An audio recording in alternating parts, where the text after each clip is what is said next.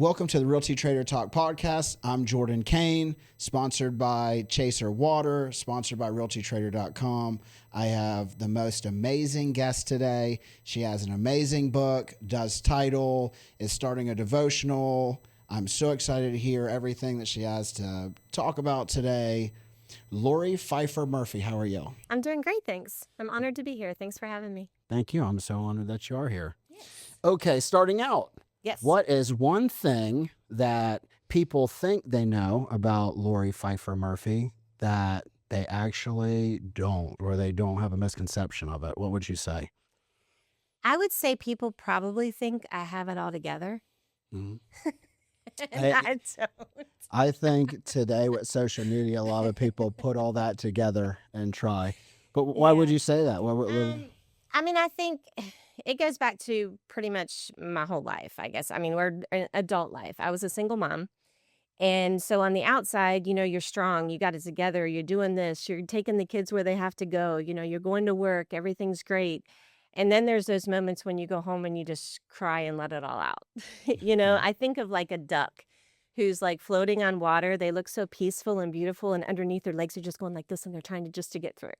I'm getting better, but I do think that that's probably one thing is people look at me and they're like, oh yeah, man, she's great. She's got it all together. She's got it going on. Oh, still working on it. No. Right. Yeah, I think today people really present, try to put on that front. But I know, you have faith in your life, and me too. So, I try to give it to God if I. Absolutely. He gets it all the time. Absolutely. Oh, yes. Yes. So what made you want to get into being an entrepreneur and start all this? So I think with the book, it starts way before you actually write it. Everyone has a story. Everyone has a story to tell. And it was about 3 years ago, I met someone who was an author. She actually, it's Women Who Boss Up. So that's like the brand name of my book. And she had gotten together with a bunch of realtors in Orlando, and they wrote Women Who Boss Up in Real Estate. And I just thought it was really cool. And so I reached out to one of the authors, and she's like, yeah, if you want to do it, I can introduce you to Tam. And then what was cool is when we got together, she says, well, this time I'm going to let you write it on your own.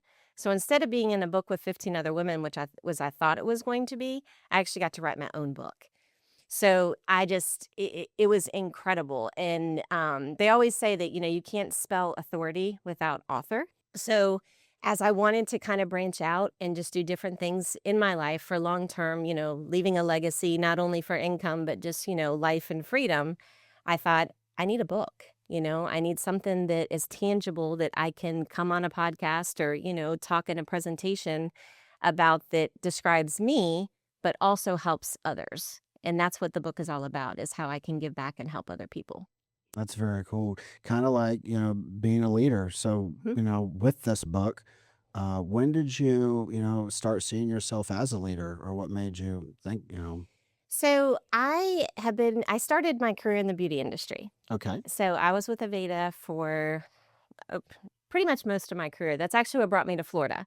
So I moved to Florida 10 years ago to be the assistant director at the Aveda Institute in Davie. So I moved to Fort Lauderdale. And I have done everything in the beauty industry other than owning my own salon, which was fine. So when I went there and as the director, I oversaw about 250 students, and then I had about 15 staff. So I've loved the idea of leading people. I love helping them to see what's inside of them that maybe they don't see. I love helping to unfold the onion per se. It's like a lot of people have issues with self-confidence and, maybe I can't do that or I don't know how to do that. And, not only showing them the path with God, because with God anything is possible, but also just helping them to see the beauty within themselves and the strength and the knowledge. And I love that. I absolutely love that. There's nothing greater than helping someone to see how beautiful they are on the inside. That is, amazing. And I think that a lot of people truly struggle with that. Yes. I think in today's world, people put on a giant front with this fake confidence or this over the top, and really, truly deep down inside, they are, I know I'm that way. I'm constantly trying to, put out or question or look So I think that's amazing, putting the book out. Yeah, people are looking for something in the world. Mhm. And unfortunately, they turn to things that are never going to fill it. Mhm. You know, I mean, it could be shopping, it could be drinking, it could be, bad relationships, Mhm. it could be, putting yourself in environments where you shouldn't be because you're constantly searching and Mhm. searching and searching. And I can look back over my life where I was doing that same thing. And ultimately, I mean, and it's crazy because God is so amazing. He put that hole inside of us because Mhm. only He can fill it. Mhm. And until you truly know that and you've given your life to Jesus and you have the Holy Spirit, it's just, there's such a sense of joy. And now that I know that and I have that, I Mhm. want everybody to have it. I don't want anybody to wake up and not have that. That is so cool. You know, I just align with that so much between, I felt totally empty and I fell on drugs and alcohol and went down this dark road and, ended up in jail, and it took me forever, and I was raised in the church. Yeah. But never had a relationship with God or, Jesus really. I just went because it was, what my parents wanted me to do. And then after, through the years, which was great to have a foundation as I was growing up, Yeah. but then through the years, I fell off and I had that same void that you're talking about between, and I didn't know what it was. And I was just, filling it with the wrong, you know, with the devil. Absolutely. He's So real. he is it. Well, if you He have, is so if you real. believe in God and Jesus or the Lord, then You you have to believe believe in in the devil. the other way. Yep. Demons on earth, I think all that's real. So, Absolutely. I think when you're using drugs, you can look into someone's eyes and actually see the demon in them. I mean, I've seen that throughout, even, sometimes when I used to go out to bars and look at people drinking, and as they start drinking, you see a shift in them. Yeah. And that's why they call it Yeah. spirits, because it's filling you with a spirit. Yeah. It goes way back. But filling that void and falling, and when I fell so hard and hit my knees and, prayed to God and rebuilt this relationship. And right, I couldn't tell you how fulfilled my life is now in this void. Don't you do that. You may get emotional talking about it, looking at you. So it is amazing. I want everyone the same thing. I think Yep. that, if you're going through troubles or if you have any problems, reach out, find someone who can lead you down that path of the Lord, because he definitely can pull you out of it and help you. He did it for me. Yeah, which is why I think I sent you this morning when I'm starting July 6th at 6 a.m. Every morning I'm going to do Facebook Live. And what I'm going to do is it's going to be Today with Lori. And it's just, I'm going to read a Bible verse. I'm going to talk a little bit about it and I'm going to pray. And then I'm just going to let you go on your day. And I get up every morning and I spend time in the Word. And that is life changing. It is life changing because this world is so busy and it's negative and it's loud and it's ugly. And, you work in real estate. Okay. Mhm. So I do too. And on the title side could be a little bit crazy as well. And so it's like before I even get into that, I get into God and I let God fill my soul and I let God fill my heart. And so he laid on my heart the other morning. He's like, why don't you do this for everybody? And I was like, oh my gosh, that's a great idea. So I'm starting July 6th at 6 a.m. It'll be every morning, every single morning. I will be up at 6 a.m. and I will say a prayer. And the cool thing about it is you can see everyone that's on there. Mhm. So afterwards, my commitment to anyone that watches is I will personally say a prayer for you as well.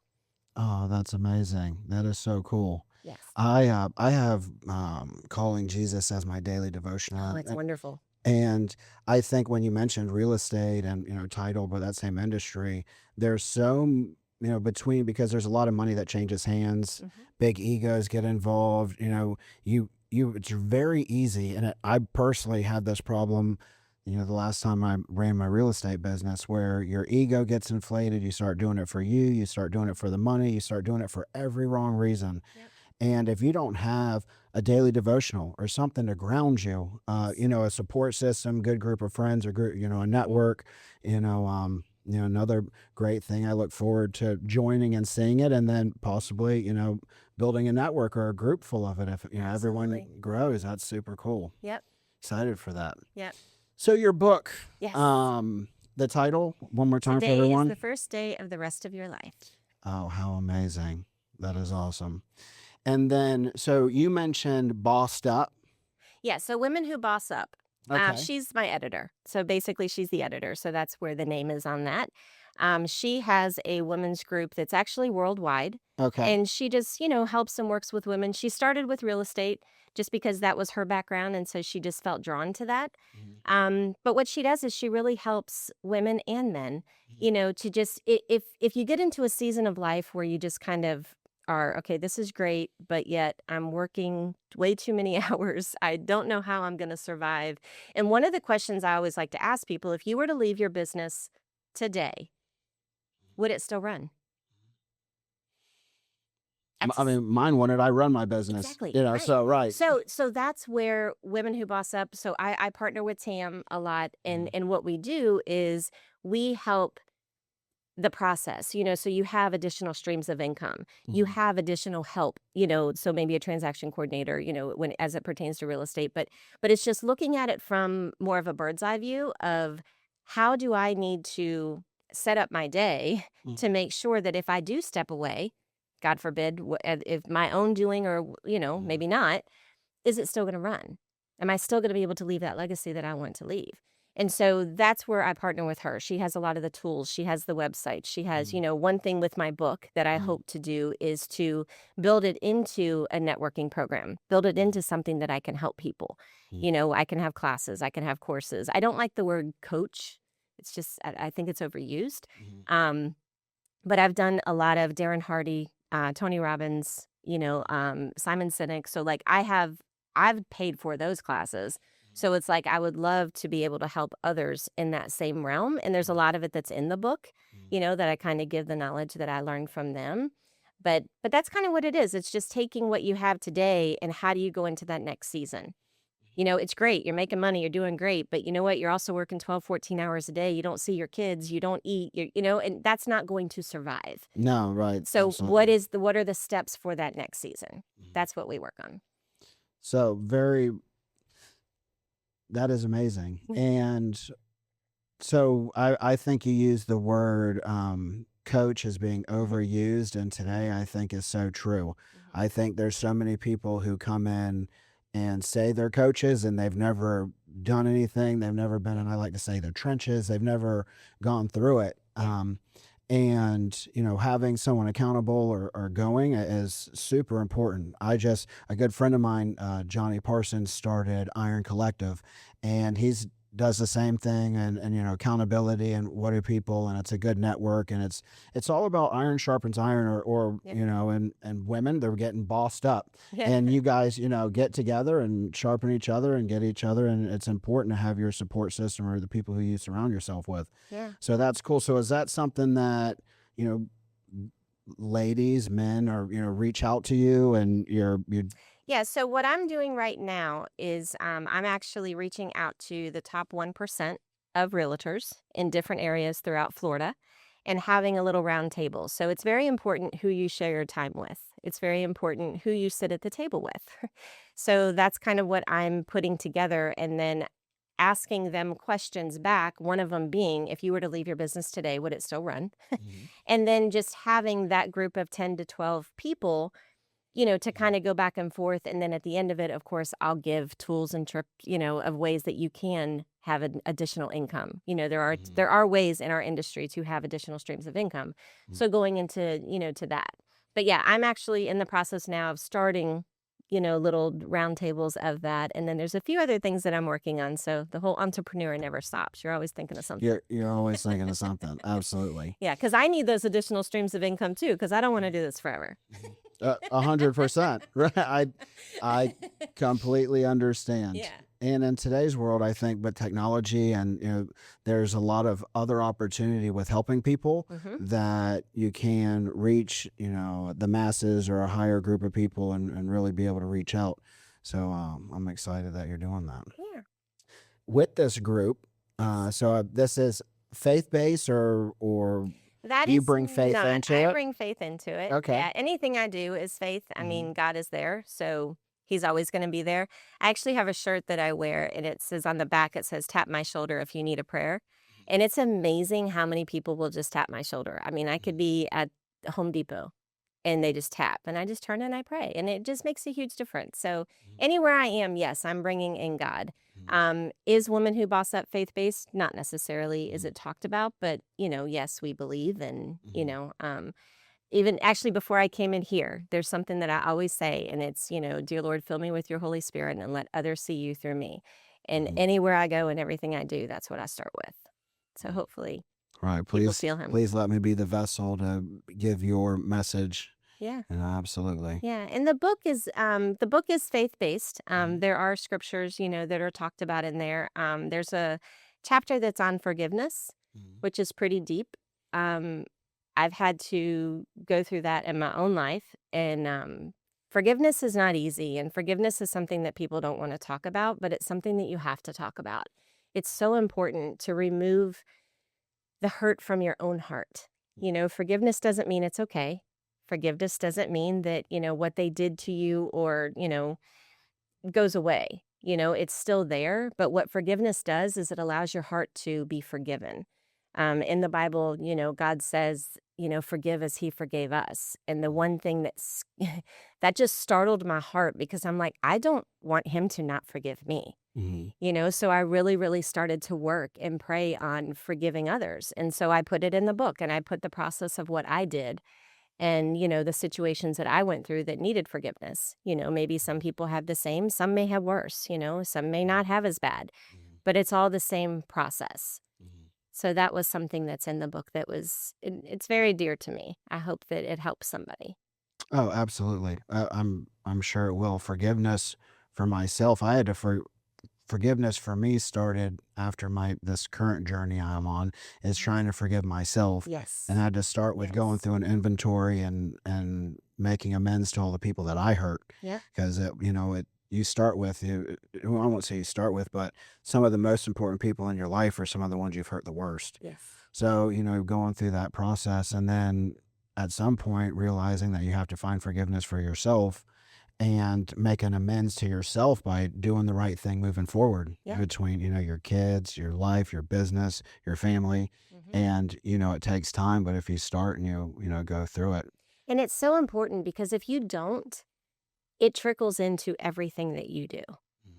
Everything that you do. And it will, I mean, I raised 3 children. I know you have children. Happy Father's Day, by the way. Thank you. And I want them, of course you want them to be better than, anything that you ever had. Mhm. But then again, they also have to go through the challenges too, because I think that if you cover them up and never allow them to deal with any challenge in their life, the Mhm. world's going to get them one day. There's no two ways And about it. I mean, my kids will laugh, like, I mean, I was strict, like, I mean, I had the certain things on TV they could watch, they couldn't watch and whatever, but my daughter, I'll never forget, she was 13 minutes late, and I grounded her for 13 days, and she will never let me live that down. Mhm. But it's like you have to understand the world is not nice, Mm-mm. and I'd rather you learn in the safe place of my home Mhm. instead of out there in the world. Mhm. And I just think that, talking about forgiving yourself, that's so huge, and it's something that people don't want to do because the number one thing to that is looking in the mirror and taking responsibility for what you've done. Mhm. And people will cloud that mirror, and the Mhm. devil jumps in and, "Oh, it was their fault. It wasn't your fault." They want to lay blame, deny, and justify. But the number one thing, if you can truly look in the mirror and admit what you've done, and then go and apologize for it, that's huge. The weight that that lifts off of you, and then it trickles down, and then you're teaching your children. I've apologized to my children a Mhm. million times to the Mhm. point where now they're like, "Mom, it's good." And I'm like, Mhm. "No, but I can't believe I did this, and I'm so sorry." Mhm. But it's good for them to know you're human. You make mistakes too. Mhm. In business, in leadership. It's good for your staff to know. I messed up. Mhm. I'm the first one to say I messed up.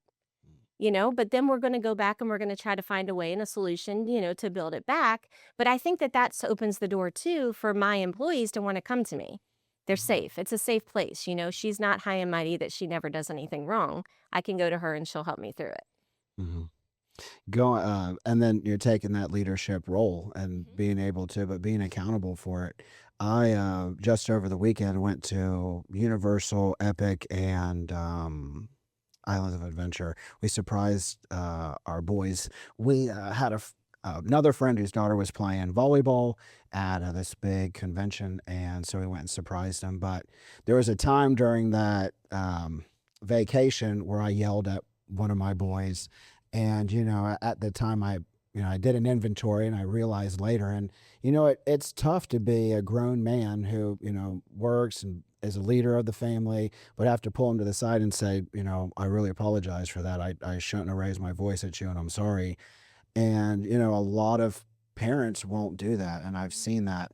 Yeah. And like you said, of by doing that, you're showing uh your children on, it's okay to make mistakes, own up to them, be accountable. Yep. And you're not always going to be right. It's a big and I think people, when you're looking at people are going to be people. And when you can accept, when you're like trying to guard them from the world, you, no matter what, no matter how much guarding, no matter how much you keep them, how much you don't show them on the TV, there's gonna, also reach a point where they want to do what you're not letting them do, and they're gonna go They're harder gonna at go it. find it. They're gonna find it. Absolutely. Yep. And no matter what, that there's people out in this world, from the worst to the medium, but they're going to be people. There's nothing you can say to your kids that is, you can try to set an example. You can try.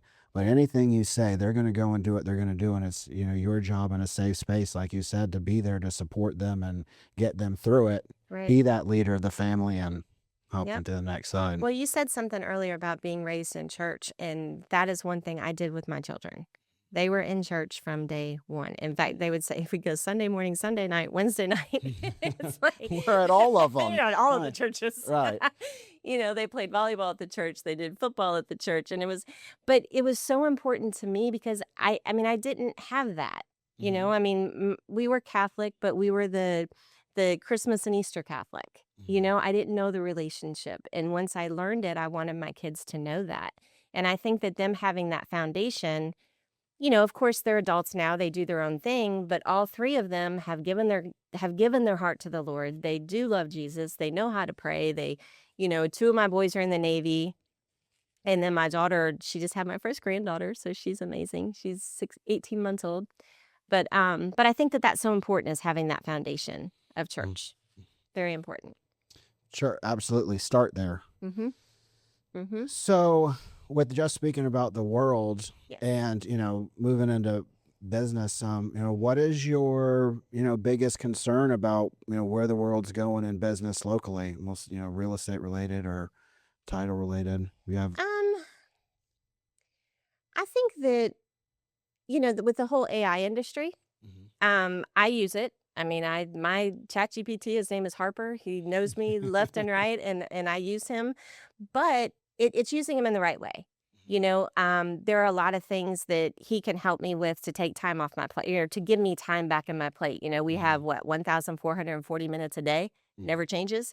So what am I going to do with those minutes? And I think that utilizing AI is good for that. I think that it can also be bad.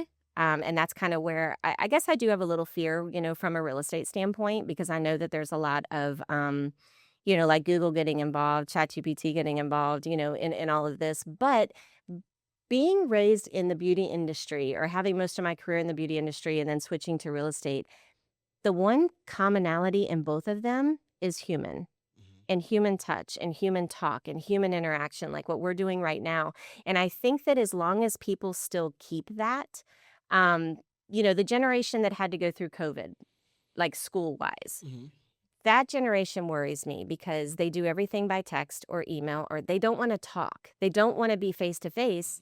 And I think that is they're missing so much, because we were made to have relationships. We were made to have fellowship. And that's the one thing that I don't want to see AI take over. I don't believe that the desire will ever go away. People want touch, just like with a haircut. Everyone wants to get a haircut. You want that personal touch. But I think it's utilizing AI in ways to help your business instead of take over your business.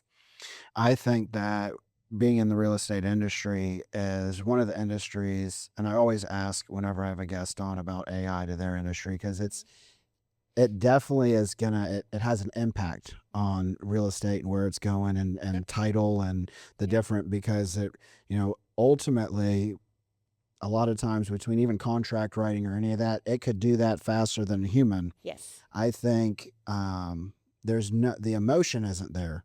So, you're right. People always want that, human interaction, the real emotion, looking at someone's face.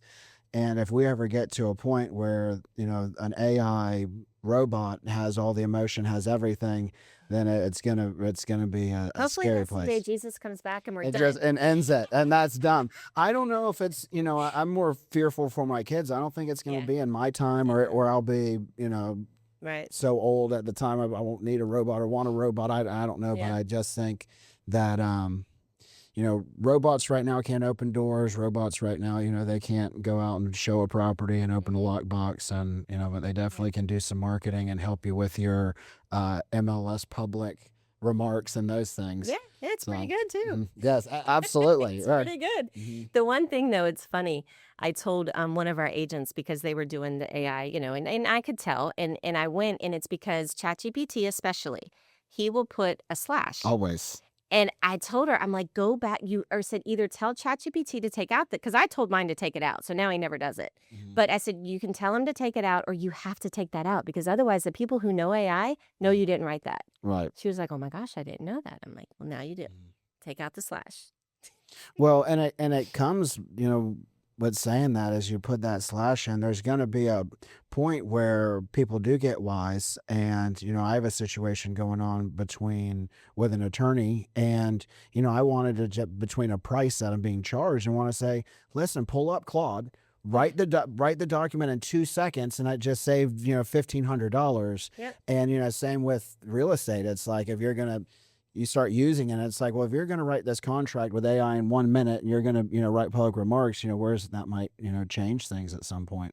It could change things. I just hope that we stay real with it, because like you said, I mean, we're in the relationship business, and I don't ever want to see that to go away. And I think my biggest concern is with that younger age.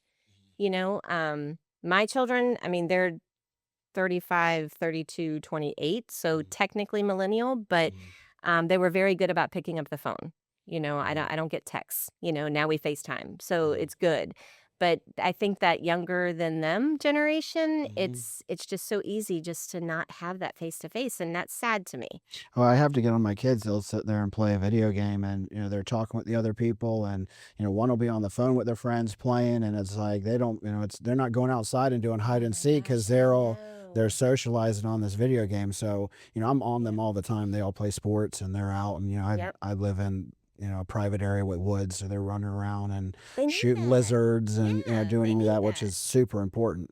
But I can just see where it's where you need that. Yeah, absolutely. So what do you think about Port St. Lucie or St. Lucie County and the growth? Are we growing past, with these prices, like you mentioned on COVID, prices went so high. We've had an adjustment since then, but I still think, what's your opinion on pricing right now for locals versus people moving into the community? I think that it's still, high. I think that the sellers, are still a little, they need to be humbled a bit, but I also respect that, because it's their home, it's where they live their life, and so of course they want, to get the most for it. But I think it's also saying, okay, well then you're going to want to go buy a house, so do you want them to have the same, thought of the selling as what you have, with the pricing? So I think that it still needs to come down a little bit, and how I say that is because with title, title's been steady, so that's kind of how I monitor the business, is because I see the title side of it. So I'm dealing with a tons of different brokers, tons of different agents. I'm not just with one brokerage, so I'm seeing everybody. And business is happening. We are steady, business is good. But they're staying on the market. The homes are staying on the market a little bit longer, which that lets you know that, either it's poor marketing, which I don't think it's that, because I think people have pretty much caught on how to market a home. But it's usually pricing. I would agree, especially, there's a big problem if you bought 20, 21, 22, that's, everyone's interest rate. Your interest rate's so low, you're not going to get that again. You're not going to get that again. No. And where your correction is, people are having trouble getting out of them. I went actually to Tradition to Esplanade yesterday, and we looked at a home, the exact same model that they were talking to the builder about. And you can get the new construction with almost all the same upgrades, and it's actually was a little lower than what they're asking for the resales that's 3 years old. So and that bracket, people who bought in 15, 16, and those time periods are fine. They're Yep. still you're happy. But on title, Mhm. I've been back in the industry, maybe a year and a half now, a little over. And it seems that, I have relationships from my previous time in real estate with a lot of the brokers and owners of all the brokerages. And it seems that now every brokerage has a title company that they either are affiliated with in some way. And, before it wasn't so much like that. You had a lot of independent locals and everyone had the one that they liked. But now that's like a lot, oh, this is ours and this is ours. That's Yep. kind of, when did that start, changing, do you think? I think it was probably within COVID. COVID I time? think is where it started. Mhm. It was hard for some of the mom and pop title companies to maintain, Mhm. which is sad. I mean, because when COVID first started, I mean, it was just crazy as far as, selling. I mean, you had people throwing money at you, to buy the house that you were at. So, the title business was crazy. Well, then when it started to adjust down, it did slow down, and I think that a lot of brokers got smart and thought, well, we need more streams of income. And one other stream of income is title, also looking at mortgage and, stuff like that. So I think that that's kind of where that has grown to. Now, there's still always, you can use any title company that you want to, has nothing to do with who your broker Mhm. has or whatever. I mean, that's the law. You can't tell them where to go. Mhm. So you still have the option, but, I mean, keeping things in house sometimes makes sense. Seems to, make it easier. And in any business, you build relationships. Yep. And I think when you use the same, lender or one or two, three lenders or title, when you have that relationship, you know what to expect. Because these people, not these people, but our clients or customers who are looking for our service, they're expecting us to know, have a network of people who are going to serve them and are going to take care of them, and they're not going to overcharge them or, Mhm. scam them or Right. whatever. So, Well, and with title, I mean, the title policy itself is going to be the same no matter where you go. I mean, that's dictated by the state of Florida, so that mhm. doesn't change. So where it's different is the settlement fees, and if there's any additional fees or the extra perks that you can get from that title company. And I think one thing that I would like to see more with the buyers and sellers is to do a little bit more research on the title company instead of just leaning on their agent to tell them where to go. Because with the wire fraud. I mean, there's so many things that are so important as it pertains to title and to that closing. So from contract to close, the realtor isn't completely out of it, but pretty much the title person is handling, the rest of it or the brunt of it until we get to the closing table. So I would love to see more buyers and sellers truly doing their research on title companies and choosing it themselves instead of just relying on that agent. Now, if the title company that's with that particular brokerage happens to be the best one, then that's, it's a win-win. But that's one thing I would love to see a difference is the buyers and sellers having a little bit more say in it. What would be three questions that you would tell a seller or a buyer to ask their agent what to look for in a title company, or does your title company offer this, or Yeah. I think first and foremost is wire fraud. What do they have in place? What tools do they have in place to insure my wire? For instance, that's one thing that we do have. I mean, we insure the wire up to $5 million, so not a lot of people can do that because it costs money. Also, what is the portal that's used? As far as is it just their system, or do they have a portal where everything's going in and out of? Is there a secure portal that you can communicate through? You're actually giving them your social. You're giving them, pertinent information that you don't want to be out there into the world. So I think first and foremost is wire fraud, and then also maybe locations. If do they have different locations of where I can actually sign? Do I have to travel, say if, they're selling in Boca, do they have to come all the way up to Port St. Lucie, or is there an opportunity to sign down there? Just I don't know, just just feeling it out a little bit more instead of just completely going with whatever the realtor says. But I think first and foremost, it would be the wire. It would be the wire fraud and how can I protect my money? Because at the end of the day, they're at the closing table wanting their money. And then the buyer is sending money. I mean, we have a program where, say, if a buyer is sending $1.3 million, which does happen, how do we know that wire is truly going to the right place? We have things in place that are going to make sure that it's insured.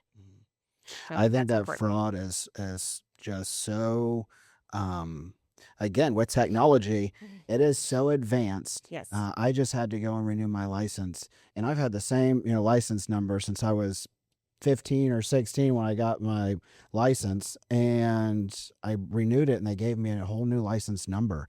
And I'm like, they said they passed a law in October of last year that anyone renews their license, they get issued a new driver's license number.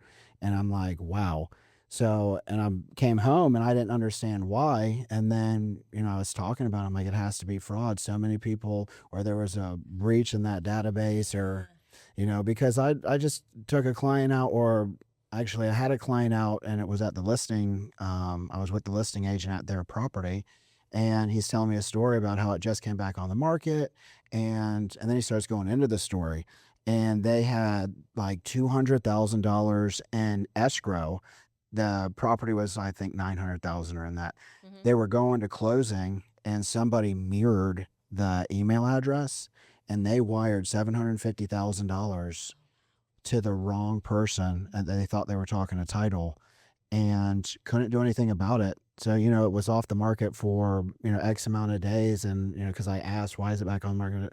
And it was because they couldn't do anything about it. The money was gone. They didn't have another almost $250,000 to buy it again. So, that is very important. Yeah. So, Yeah, we actually had a client in Cleveland, because we're actually in 6 different states, but we had a client in Cleveland, and it was like the day before closing, they got a phone call or an email saying, because your seller proceeds are so large, we're going to open up a new account for you.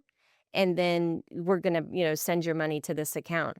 She didn't question it. She said, okay, open the new account. She actually went through our certified program, which insures it, thank goodness. And she sent $850,000 to the wrong person. Well, within 24 hours, we had it back in her account because of the program that we work with. Wow. Yeah. So that is a very important. It is for all you so buyers and sellers, important. ask if they have the program Yes. where you can have your, money sent back in that large of a sum. Yes, Wow. it makes a huge difference. And let's say you sell a home for $5 million, yay for you. Or we do. Actually, let's say you sell it for $10 million. Okay, yay for you. We insure it up to $5 million. So the seller proceeds, what we're going to do is we're going to break it up into 2 different wires, so that way everything is insured. Yeah. So, when did you get into title? Just about 5 years ago. 5 So years yeah, ago. so like I said, when I came to Florida, I was in the beauty industry, and then COVID hit. And my husband owns a real estate brokerage, and then he had just opened up a title office. And during COVID, I was asked if I wanted to take a package and step away because they ran out of PPP, basically. And so I thought, okay, well, I'll try something new. I'd done this forever, so let's go see what I can do. And Todd was like, well, do you want to help out at the title company? And I'm like, okay. Like, I had never done anything like this. And I fell in love with it, which is crazy to hear someone say, but I absolutely fell in love with title. And so he was like, well, go get your real estate license. So I did. He's like, go get your title license. So I did. He's like, go get your broker license. I'm like, okay. So I'm done with licenses for a while, but that's how I got into title, and I absolutely loved it. And it's kind of like when you're doing hair, I put everything back to beauty, but when you're doing hair and you're done and you turn them around and they see their picture, their face in the mirror, and they're like, oh my gosh, this is awesome. That's what it's like when you're closing a deal at the table, and it's like all these dreams are coming true. And I love people, and I love being the person that just makes their day better. And at the closing table, I can do that. So, we had our own title company, and like I said, mom and pop title companies didn't make it. We were one. And then I was fortunate enough to, be a part of the company that I'm with now. So yeah, I love it. Which company are you with now? I am with now, it's Premier Title Partners is the head of it, well, I guess what's actually Edge Title because it's out of Pennsylvania. Okay. And then we have about 47 different companies in 6 different states. And then my husband and I, we actually opened a new title company called Gemstone Title Okay. last January. So we Congratulations. have, thank you. We have partners from our brokerage as well as other brokerages. That was one thing. I didn't want everything to all be our brokerage. I wanted it to be spread out because, well, it was crazy. When I picked the first 10, I picked, because like I said, I'm not a realtor by trade. So I go by feelings. I go with who do I like? Who do I share the same ethics with? Who do I want to work with? And so we picked our 10 that we wanted to work with, and it's been phenomenal. Our first year, we gave back over 300% of return on investment. Wow. Yeah. Yeah. That is It's going great. incredible. And I love it. And I love dealing with people. So Well, same like you bring it back to the beauty business. I always, fall back on how I used to be in business and how I am now. And looking at, like you said, bringing the customer and getting up, making a dream come true and being there for them, helping them and knowing like when they're in that stressful point or do they need somebody or, they reach out to me and I'm there for them. yeah. And rather than, it used to be like, oh, I got to take this call. Okay. Like let's just get to the table, but really helping someone and getting them through this process. And a lot of times in a lot of my business, I've had people who are just in a down place and being able to reassure them it's going to be okay, reassure them that, God's got you, reassure them and, get them. And they're so happy afterwards. I'm so grateful. And it is just an amazing, speaking for myself, I just feel like in such an amazing place to be able to do that for people and help them through business. And same with title. It is a large sum of money that people are so worried. And that poor couple who lost $750,000 and, to be able to be that person and know like, hey, your money is safe. I've got it. If it's gone, I have people in place that's going to help you. And so, that's just amazing. Yeah. Yep. So when did you actually release the book? It was last August. Okay. I launched it last August, and I've done 2 or 3 different like book signing parties. I did the first one in Cincinnati because I am from Cincinnati, so I actually launched it there because that's where a lot of my story happened. But yeah, it's been out since August. It's actually on Amazon, so you can get it on Amazon. And today's the first day of the rest of your life. And it's cool, the title. So my grandpa, I actually have this in there, but my grandpa always used to say that to me. And my grandpa was a deacon at his church and always used to pray for me. Always used to pull out the Bible and I'd be like, whatever, grandpa, whatever, grandpa. And he's like, Lori, today's the first day of the rest of your life. And I never got it. And unfortunately, he had already passed when I did. And so my book is dedicated to my grandma and grandpa. And sorry. And it is just so, so true is every single day you can start over with the grace of God. You get up and it's funny because you were talking about, when people would call and you're like, oh, I have to take this call. And now it's like, I get up and I'm like, I get to do this. I get to do this every day. God allowed me to wake up. There's a reason, and I'm not going to miss a moment of what he wants me to do. It goes back to that, 1,440 minutes in a day. I'm going to make those minutes count. And that's what it's all about. So this is going to be my closing question. Okay. And if someone who's watching or listening today and they're discouraged or they're going through something, what would be the message that you would give them? I would say, if you have a Bible, put it in your hands. Close your eyes. And just reach your arms up to your Heavenly Father and just pray for him to put his arms around you. Because you are held. He is here. When 2 or more are gathered, he's here. So he's been with us this whole time. And one of the things is in church when you're singing or you're there and you feel the urge to cry, I love to believe that that's the Holy Spirit, and that's just him holding me and hugging me. And if anybody ever needs something, call me. I'll talk to you. I will pray for you. I will be there for you. I will hold you. I will hug you. I will laugh with you. It's just life is too short to waste it on allowing the devil to do his work. And that's another thing too, is yell at him. Tell the devil to get out. Tell him to get out. He doesn't belong here and he's not welcome. Take control. Let him tell Absolutely. her, get out. Get out. I do it all the time. I'm like, get out. You're not welcome.